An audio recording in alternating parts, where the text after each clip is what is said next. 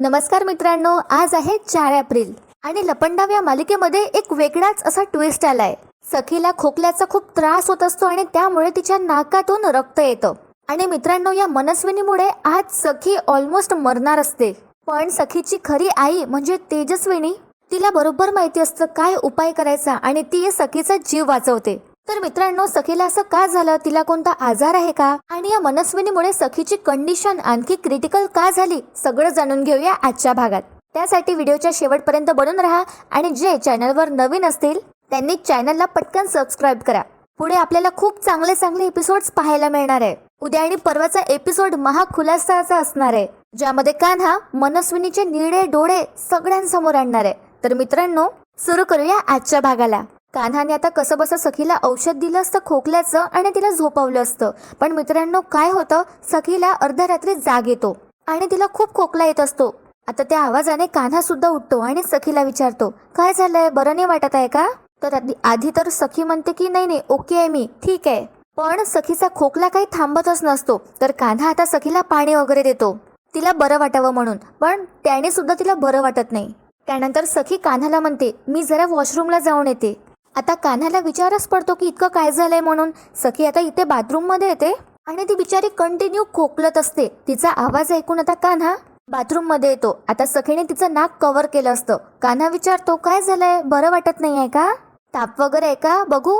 तर सखी आता तिचा हात खाली करते आणि कान्हा समोर बघतो तर काय, सखीच्या नाकातून रक्त वाहत असतं. हे बघून आता कान्हा घाबरतोच आणि सखीला म्हणतो, अहो तुमच्या नाकातून रक्त येत आहे, असं तो सखीला सांगतो. आता सखी म्हणते, काय? सखीला सुद्धा हे माहिती नसतं. कान्हा विचारतो, तुम्हाला काही वेगळा त्रास होतोय का? पुढे आता कान्हा म्हणतो, तुम्हाला या आधी असं काही झालंय का, कोणता आजार आहे का तुम्हाला की जो मला माहिती नाहीये? तर आता सखी कान्हाला म्हणते, माझा सर्दी खोकला खूप टोकाचा असतो. कान्हा म्हणतो, हो अहो पण हे एवढं? कान्हा आता खूप घाबरला असतो आणि पॅनिक होत असतो. कान्हा आता सखीला म्हणतो, मी एक काम करतो, मी पटकन डॉक्टरांना फोन लावतो, तुम्ही काळजी करू नका, हा तुम्हाला काहीच होणार नाहीये, आलोच मी, असं म्हणत कान्हा पटकन आता बेडरूम मध्ये येतो त्याचा फोन घ्यायला आणि तो डॉक्टरांना फोन लावायचा ट्राय करतो. पण तिथे नेटवर्कच नसते आणि फोन लागत नसतो. तर नेटवर्क शोधत कान्हा आता खाली हॉलमध्ये आला असतो. कान्हा आता एका डॉक्टरला कॉल करतो आणि सांगतो की माझ्या बायकोच्या नाकातून रक्त येत आहे, प्लीज तुम्ही अर्जंट येता का इथे, हवं तर मी येतो तुम्हाला घ्यायला. तर हा डॉक्टर अवेलेबल नसतो. तर कान्हा म्हणतो, बरं ठीक आहे, मला दुसऱ्या डॉक्टरांचा नंबर द्या. आणि बघा मित्रांनो, तिथे आता जवळपास पेन कागद काहीच नसतो. म्हणून कान्हा म्हणतो, तुम्ही बोला नंबर, मी ऐकतोय. आणि कान्हा पूर्ण नंबरच पाठ करून घेतो आणि त्यानंतर कान्हा त्याचा फोन घेतो आणि नंबर डायल करणार असतो. अर्धे आकडे तर त्याला आठवतात पण बाकीचे आकडे त्याला आठवतच नाही. त्यामुळे त्याला आता चिडचिड व्हायला लागते, फ्रस्ट्रेशन होतं. कान्हा आता आरडाओरडा करायला लागतो, अरे यार असं. तितक्यात तिथे आता खरी तेजस्विनी येते आणि कान्हाला म्हणते, काय झालंय, तू का ओरडतोयस कान्हा? तर आता कान्हा तेजस्विनीला सांगतो, सखीला बरं नाही वाटत आहे, तिच्या नाकातून रक्त येत आहे. हे ऐकून आता खरी तेजस्विनी सुद्धा थोडीशी घाबरते आणि तिला आता समजलं असतं की सखीला नेमकं काय झालंय. पण बघा मित्रांनो, काय होतं, आता या मनस्विनीला सुद्धा जाग येते सखीच्या खोकलण्याचा आवाज ऐकून आणि त्यामुळे ती सखीच्या खोलीत येते आणि ती स्वतःला म्हणते, एवढा का आवाज येतो हिच्या खोकलण्याचा? आणि त्यानंतर ती सखीला आवाज देते आणि म्हणते, सखी. आणि आता ही मनस्विनी विचार करत असते मनात, काय झालं हिला, हिची कंडिशन तर सिरियस वाटतेय, नाही हिला जपलं पाहिजे, हिला जर काही झालं तर सगळं माझ्या हातातून निघून जाईल. तर स्वतःच्या स्वार्थासाठी ही आता सखीसोबत चांगलं वागण्याचं नाटक करते. सखी आता बाथरूम मधून बाहेर आली असते तर ही मनस्विनी तिची नाटकं चालू करते आणि म्हणते, अगं सखी ये बस इथे. त्यानंतर बघा मित्रांनो, ही जी मनस्विनी आहे ती सखीच्या रूमचं दार बंद करून टाकते, लॉक करते आणि तिने मुद्दामच असं केलं असतं. त्यानंतर ती सखीजवळ येऊन बसते आणि म्हणते, तुला खूप त्रास होतोय का? सखी बिचारी आता कंटिन्यू खोकलत असते, तिला खूपच त्रास होत असतो. त्यानंतर ही मनस्विनी सखीला म्हणते, एक मिनिट. आणि ही मनस्विनी सखीला पाणी देते जबरदस्ती. सखी म्हणत असते की नकोय मला पाणी. आता ही मनस्विनी मनातच विचार करू लागते की खोकला झाल्यावर काय करतात, हा पाठीवरून हात फिरवतात, मी तसं केलं पाहिजे असं म्हणत नाईलाज असतो हिचा, असं ती दाखवते चेहऱ्यावरून. आणि त्यानंतर ती सखीच्या पाठीवरून दुरूनच अशी हात फिरवते आणि हे सगळं ती अशी दूर राहूनच करत असते कारण सखीला खूपच खोकला येत असतो. आणि दुरूनच ती सखीला विचारत असते, बरं वाटतंय का तुला, बरं वाटतंय का? सखी म्हणते नाही. त्यानंतर ही मनस्विनी जबरदस्तीने सखीला पाणी देते आणि म्हणते, घे पाणी पी. सखी आता नाही म्हणते तरी जबरदस्तीने ही मनस्विनी आता सखीला पाणी पाजते ज्यामुळे काय होतं, सखी आता तो ग्लास अशी लोटून देते आणि मनस्विनीच्या अंगावर थोडंसं पाणी सांडतं. आता या मनस्विनीच्या खूपच जीवार आली असते आणि ती आधी म्हणते सुद्धा काय आहे हे, पण तिच्या मनात एकदम असं लक्षात येतं आणि ती मनात म्हणते स्वतःला, नो नो नो सरकार, आता तुला हिचे नखरे सहन करावेच लागणार, ओरडून नाही चालणार हिच्यावर. ऍटलिस्ट या कंडिशन मध्ये तर नाहीच नाही, मला चांगली आई म्हणून प्रिटेंड करायचंय. त्यानंतर ही मनस्विनी सखीला म्हणते, अगं ऐक माझं, तू शांत हो शांत हो, असं ती सखीला म्हणते. पण आता सखीला ओकारी येत असते आणि हे बघून ही मनस्विनी तर बेडवरून उठून उभीच राहते आणि सखीच्या लांब जाते आणि तिला आता रीस येत असते. ती सखीला म्हणते, अगं ऐक माझं, उलटी करू नकोस. त्यानंतर ही मनस्विनी सखीजवळ परत येऊन बसते आणि म्हणते, मला सांग तू बाहेरचं काही खाल्लं होतं? सखी आता तिची मान डोलावते आणि नाही असं उत्तर देते. पुढे मनस्विनी आणखीच प्रश्न विचारू लागते सखीला आणि म्हणते, अगं मला सांग, नाही सांगितलंस तर मला कसं कळणार आहे? तितक्यात कान्हा तेजस्विनीला घेऊन येतो. तर मनस्विनीने दार तर लॉक केलं असतं. कान्हा आता आवाज देतो आणि म्हणतो, दार उघडा. त्याला आता मनस्विनीचा आवाज येतो आतून आणि तो म्हणतो, सरकार दार उघडा. आता खरी तेजस्विनी सुद्धा म्हणते, अगं मनस्विनी दार उघड. पण ही मनस्विनी आतून काहीच उत्तर देत नाही. त्यानंतर मनस्विनी सखीला शांत करण्याचा स्वतःच प्रयत्न करते आणि ती मनात विचार करू लागते की जर मी दार उघडलं तर ही तेजस्विनी हा चान्स पण घेऊन घेईल माझ्याकडून. हिला डेफिनेटली माहिती असणार आहे की सखीला काय होत आहे ते आणि मी अशी हार मानणार नाहीये आणि सखीला मीच शांत करणार. म्हणजे या परिस्थितीमध्ये सुद्धा हिला हेच सुचत आहे. तर कान्हा काही ऐकत नाही आणि परत परत तो दार ठोठावत असतो आणि म्हणत असतो, सरकार अहो दार उघडा. आता खऱ्या तेजस्विनीला खूपच काळजी वाटू लागते आणि ती म्हणते, कान्हा कसं करायचं, काहीतरी कर कान्हा. कान्हा आता दार उघडण्याचा प्रयत्न करतो आणि परत तो मनस्विनीला आवाज देतो आणि म्हणतो, सरकार अहो दार उघडा. आता तेजस्विनी सुद्धा परत म्हणते, अगं मनस्विनी दार उघड. तर ही आता मनस्विनी हातून आवाज देते आणि म्हणते, स्टॉप इट. कळत नाही का तुम्हाला, मी आहे ना माझ्या मुलीजवळ, कोणाचीच गरज नाहीये इथे आणि तिला काहीही झालं नाहीये, मी घेते ना काळजी तिची. असं म्हणत ती आता सखीकडे बघते आणि सखीला म्हणते, सखी बाळा मी तुझी काळजी घेतेय ना, बाळा शांत हो.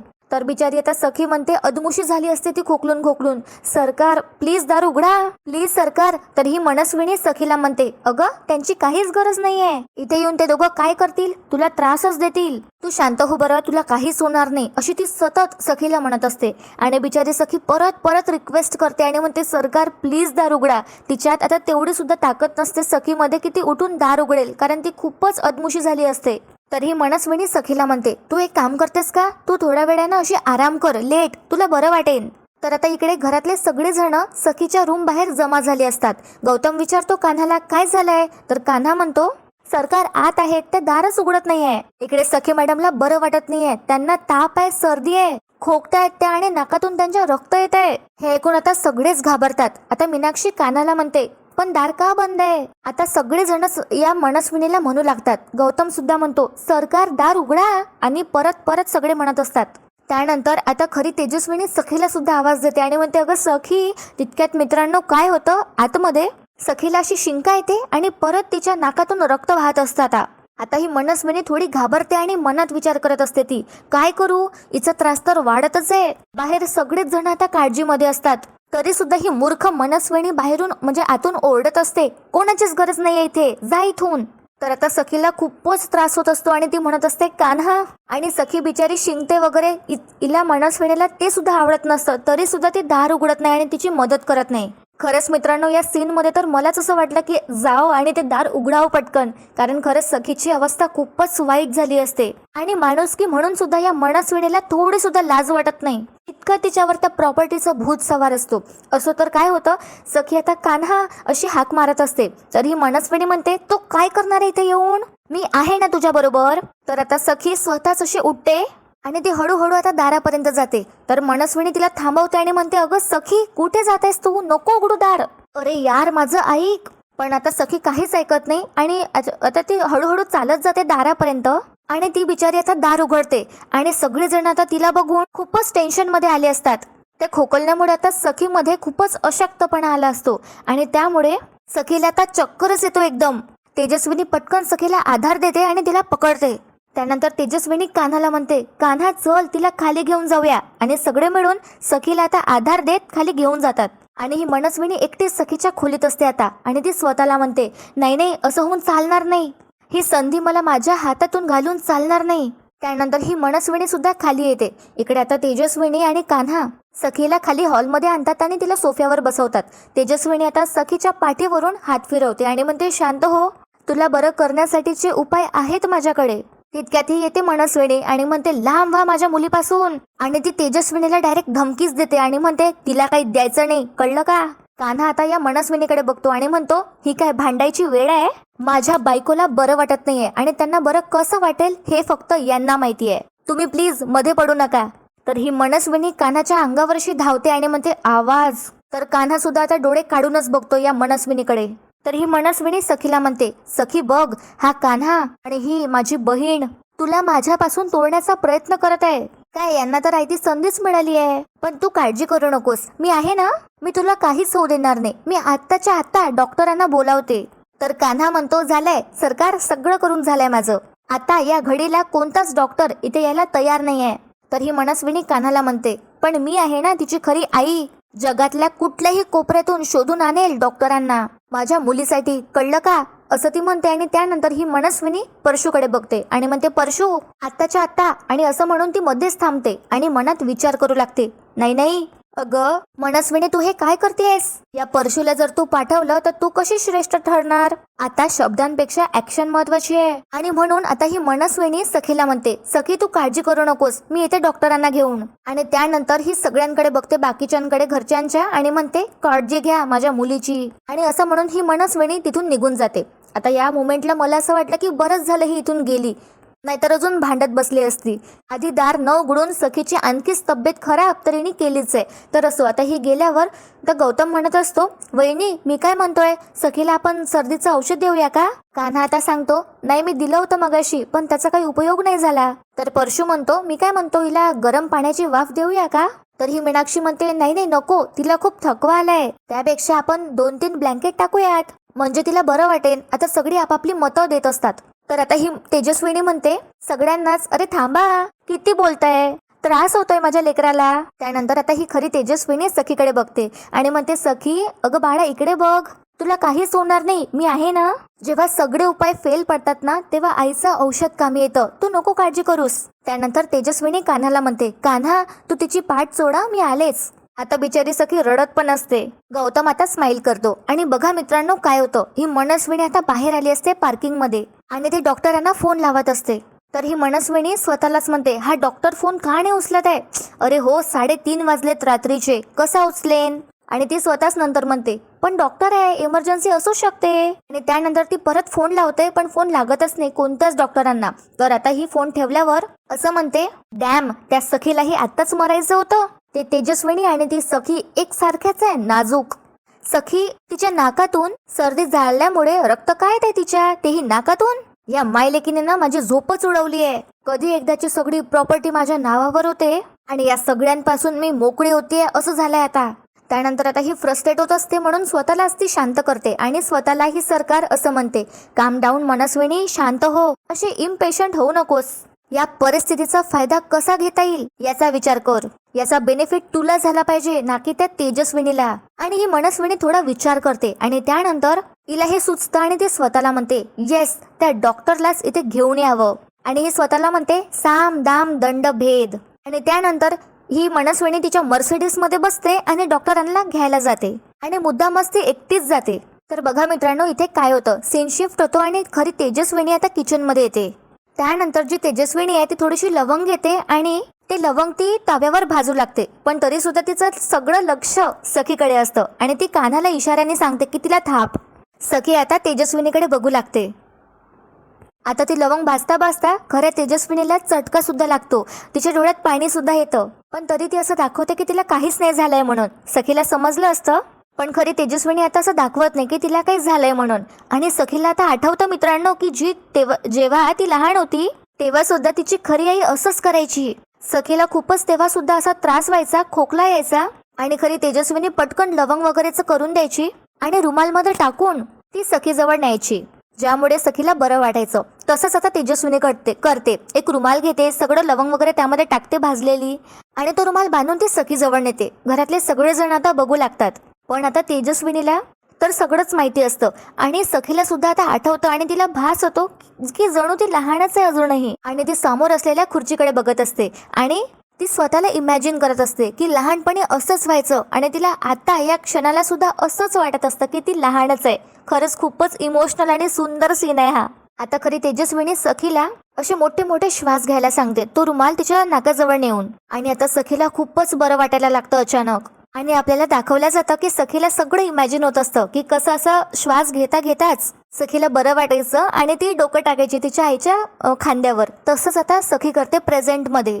सखीला आता बरं वाटतं आणि ती मान टाकते तिच्या आईच्या खांद्यावर. आणि खरी तेजस्विनी आता सखीला शांत करते आणि तिला थापत असते. आणि मीनाक्षी गौतम हे दोघं सुद्धा आता भावुक झाले असतात हे सगळं बघून. आणि कान्हा तर आहेच इमोशनल. कान्हा आता म्हणतो खऱ्या तेजस्विनीला बहुतेक त्यांना झोप लागली आहे. तर तेजस्विनी म्हणते हो पण तिला इथे झोपवायला नको, तिची मान अकळेल. तर कान्हा म्हणतो बरं मी वर घेऊन जातो सखीला. तर तेजस्विनी म्हणते नाही नाही परत वर नको, माझी रूम खालीच आहे ना, माझ्या रूम मध्येच तिला झोपवूया, मी असेल तिच्या जवळ. आता कान्हाला सुद्धा खूप छान वाटत असतं कारण आता सखी फायनली शांत झाली असते आणि तिला आता बरं वाटत असतं, त्यामुळे तिला झोप लागली असते. मायलेकीचं प्रेम बघून सगळ्यांचे डोळे भरून येतात. आणि मित्रांनो आजचा भाग इथेच संपतो. पण उद्याच्या भागात आपण पाहणार आहोत की ही जी मनस्विनी आहे ही डॉक्टरांना घेऊन आली असते आणि घरी आल्याबरोबर ही तमाशे करते आणि घरातल्या सगळ्यांना म्हणते फक्त 2 दिवस मग मी तुमच्या सगळ्यांना लाईनवर आणेल. आधी तर त्या खोट्या बाईला त्या रूम मधून काढते असं म्हणून ती खऱ्या तेजस्विनीच्या खोलीत जाते आणि तिथे तिला दिसतं की सखी झोपेतच तेजस्विनीला आई असं म्हणून हाक मारते. मग तर तिची खूपच जिवार येते आणि ती खऱ्या तेजस्विनीला म्हणते लांब हो माझ्या मुलीपासून. तर बघूया मित्रांनो काय होणार आहे उद्याच्या भागात. मी तर तो एपिसोड पाहायला खूपच एक्सायटेड आहे ज्यामध्ये कान्हा या खोटारड्या मनस्विनीच्या डोळ्यामध्ये गुलाल टाकतो आणि तिचे निळे डोळे सगळ्यांसमोर येतात. सखीच्या हाती सुद्धा हिचे लेन्स लागतात आणि मनस्विनीचा पर्दाफाश होतो. तर मित्रांनो तुम्हाला आजचा भाग कसा वाटला मला कमेंट करून नक्की कळवा. आपल्या व्हिडिओला लाईक करा आणि चॅनलला सबस्क्राईब करायला विसरू नका, नाहीतर तुम्हाला पुढचे एपिसोड्स दिसणार नाहीत. आणि मित्रांनो व्हिडिओ शेवटपर्यंत पाहण्यासाठी खूप खूप धन्यवाद.